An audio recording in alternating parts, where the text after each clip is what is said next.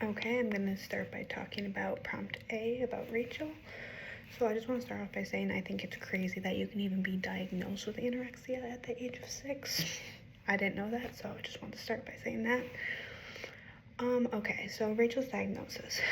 I thought it was interesting that we never really fully understood why Rachel stopped eating to begin with. There was no actual reason, but some things I think contributed to this was, number one, her parents were getting a really nasty kind of divorce. They were going through a custody battle.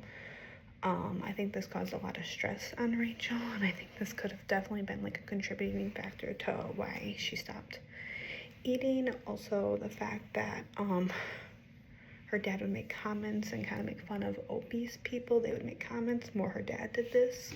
I think that was a factor. Also, I think her religion as a whole had a factor to it. I forgot what the day was called, but there was a day in their religion where they got to fast and they didn't have to eat, and Rachel talked about how she really liked this day because it was an excuse not to eat. She didn't have to make anything up or whatever. Also, the fact that early in the story she talked about a friend, Elizabeth, who was a skinny, rich blonde, and she talked about how much she wanted to be like her. I think this all probably contributed to why she stopped eating, but like I said, we don't really know.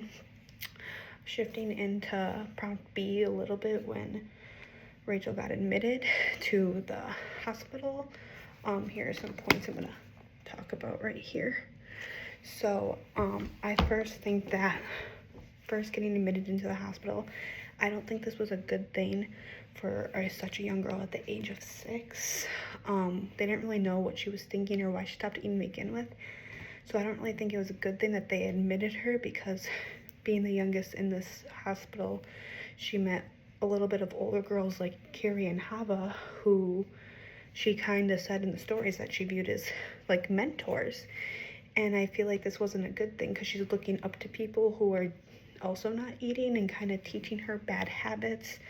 I know they talked about when Hava was in the playroom about how a mother mentioned jumping jacks, because exercise burns calories. They didn't even know this at the time, and I think it's so interesting that in these young girls' minds, they're thinking of ways to burn calories, or even passing out trays because it would burn calories. I think that's all very interesting at such a young age, but I don't think this was a good thing, because these girls were teaching this to Rachel. Moving on to Hava's perfection obsession. So moving more into Hava specifically, she had a very similar lifestyle to Rachel. Her family was going through a divorce. She grew up in religion. She was Jewish, and she believed she had to be perfect, and that, or she wouldn't be accepted into God's will or freedom, whatever she said. Throughout the stories, you can just see Hava's obsession. She's always I want to be perfect. I want to be this. I have to do this. I thought it was also interesting how she talked about by not eating, it gave her a sense of high. I thought that was very interesting, because the sense of high made her feel a sense of accomplishment of being perfect, but then she also felt guilty for not eating. I don't know. It felt really, really weird. Also, Hava size medium is a point. I think what started off with Hava's eating disorder is that someone called her a size medium in school when she was younger. And I think this just triggered something in Hava's mind. And it wrapped around that narrative where she stopped eating and she had to be perfect. And she felt that being viewed as size medium wasn't her being perfect. Now I'm going to move on to my last point right here. I think it's very interesting comparing Rachel and Hava, how they grew up, kind of similar family dynamics, similar religion. Both their parents would make fun of obese people.